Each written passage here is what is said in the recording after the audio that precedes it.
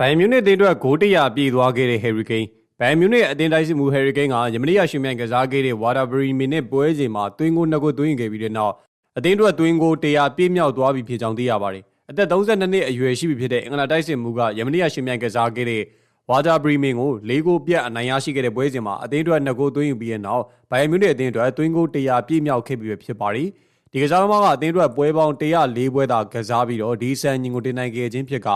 ဥရောပထိပ်တန်းလိဂ်9ခုမှာပွဲအနည်းဆုံးနဲ့သွင်းဂိုး100ပြည့်မြောက်ခဲ့တဲ့ကစားသမားဖြစ်ပါစံညင်အသစ်တင်နိုင်ခဲ့ပြီပဲဖြစ်ပါတယ်။ဒါ့အပြင် Harry Kane ဟာဒီယာဒီမာတွေနဲ့အသင်းအတွက်ပြိုင်ပွဲစုံ73ပွဲသာကစားထားပြီးသွင်းဂိုးပေါင်း18ဂိုးထိသွင်းထားကဂိုးဖန်တီးမှုပေါင်း4ဂိုးထိရရှိခဲ့ပြီဖြစ်ကြောင်းသိရပါတယ်။ဒါပေမဲ့လက်ရှိချိန်မှာ Harry Kane နဲ့အသင်းရဲ့အခြေအနေကမရေမရာဖြစ်နေပြီးတော့ယာဒီကုံမှာအသင်းရနေပြီးတော့ထွက်ခွာပွဲရှိနေကြောင်းလည်းသိရပါတယ်။